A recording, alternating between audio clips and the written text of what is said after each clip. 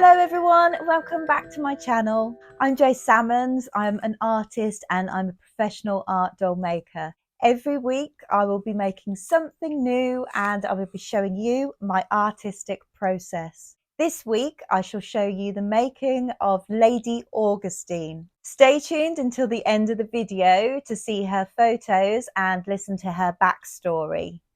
If you would like to see any of my other creations, then please follow me on Facebook, Instagram and TikTok. All the links are down below. Now, without further ado, let's get started.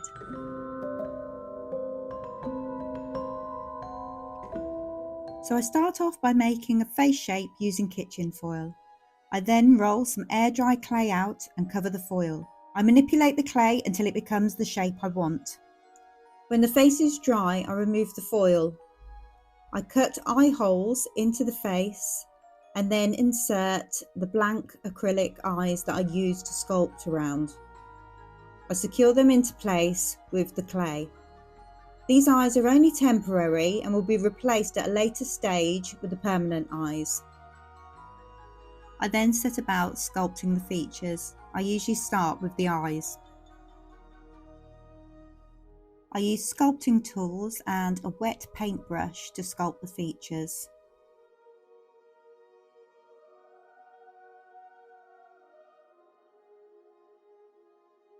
I then gradually build up the brow. I dry out each layer of clay in the oven on a low temperature before moving on to the next. When the face is completely dry, I sand it, prime it, and then give it a couple of coats of paint. I sculpted the back of the head separately for this doll. Unfortunately, I got into hyperfocus mode, completely zoned out and forgot to put the camera on, so I do apologise for that. I will show in future videos how I make the back of the head so you can see how I do that. The eye makeup and lipstick is painted on with acrylic paint and the contours are shaded with soft pastels. The shading is what really brings the doll's face to life. I then use spray varnish to seal the pastels, followed by a further coat of matte varnish. I make the body by first creating a wire armature. I connect this to a wooden stand. I then start building up the body shape with foil. I cut a round polystyrene ball in half and glue it on the chest. This makes a good booby shape. I cover all the foil in masking tape. To create the skirt silhouette, I use part of plastic bottle. I love it when I can recycle something in my work so it doesn't go to landfill. I cover the bottle skirt in masking tape.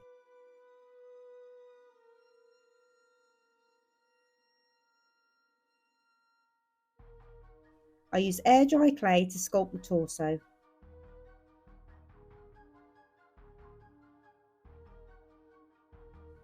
When the upper body is dry, I cover the bottle skirt in layers of tissue paper and PVA glue. I then move on to the hands. I use aluminium wire to make the individual fingers.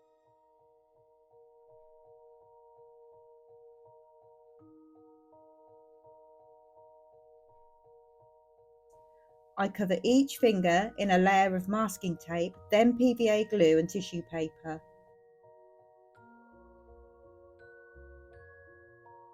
When all the fingers are made, I join them at the wrist to make a hand shape.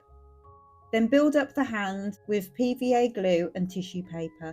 I then sculpt the palm of the hand with air dry clay. This is then covered in more tissue paper and PVA glue. The hands are allowed to dry thoroughly before being primed and painted. I then begin to make her costume. For this doll, I wanted an Edwardian type dress. I made a long skirt and attached it to the body.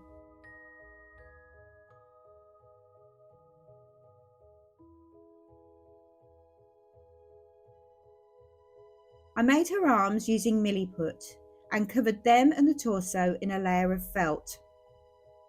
I then sewed on the sleeves.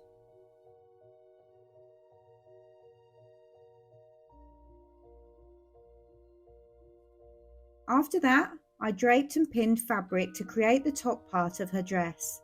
I cut out the desired shape and sewed this onto the doll.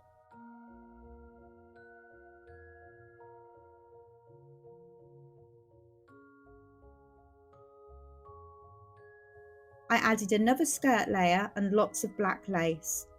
I also decided to add a black tulle petticoat under her dress. Using silky viscose fibre, I made the hair wefts. I trimmed the excess dry glue from the wefts and start to glue them onto the head.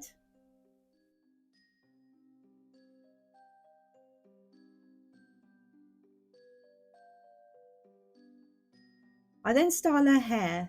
I was going for a kind of spooky pompadour look, which wasn't actually very easy. It was quite a difficult style to create with the silky viscose. I then cut some circles from the red satin fabric. I heat the circles up over a candle to melt the edges. I then sew them together to create beautiful flowers.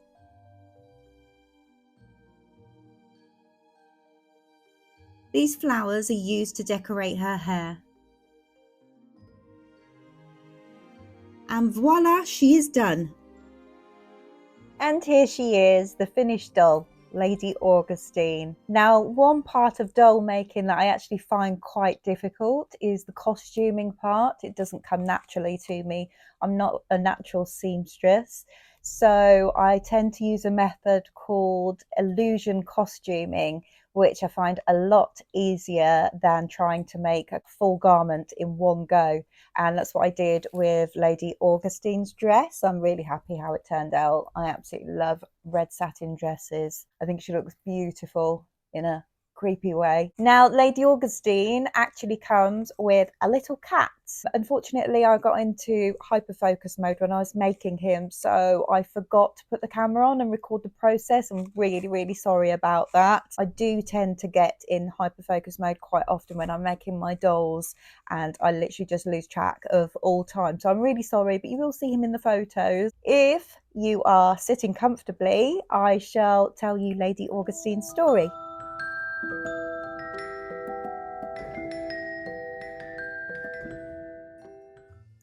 Lady Augustine, an eccentric chain-smoking heiress, lives with her talking, one-eyed cat Reginald Whiskers in a mansion full of artifacts and curiosities. While most people in the town didn't believe for a second that the cat could actually talk, others did, and could see a way of getting rich if only they could get their hands on that cat. One day, a group of aristocrats came to the mansion with a grand plan. They thought they could dupe Lady Augustine into giving up her beloved cat. They thought they could manipulate her with fancy gifts and flattering words, but Lady Augustine was far too clever for their schemes. When the men arrived at the manor and witnessed a talking cat, they immediately started to shower Lady Augustine with compliments. "Your home is absolutely stunning, Lady Augustine," one of the men said, trying to win her affection. "Yes, and your cat is quite unique," another chimed in, eyeing the cat greedily. But Lady Augustine was not fooled by their flattery. She simply smiled and thanked them for their compliments, all the while keeping a close eye on her precious feline companion. The men continued trying to win Lady Augustine's favour, offering her extravagant gifts and promises of diamonds and rubies. But Lady Augustine was not swayed. She already had great wealth, and she knew that these men were only after her cat, who they wanted to exploit for money. Finally, Lady Augustine had had enough. She stood up from her chair and addressed the men sternly. "Gentlemen, I appreciate your efforts, but I am far too clever to fall for your uninspired tactics. You, like many before you, are here to procure my beloved cat, and I can assure you that will never happen.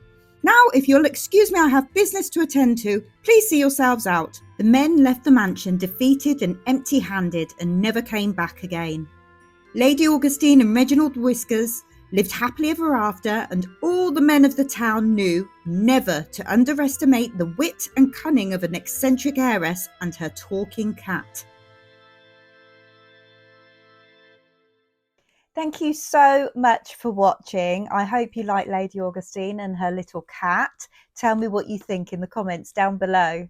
If you did like this video and you'd like to see more, then please don't forget to like, subscribe and hit that notification bell.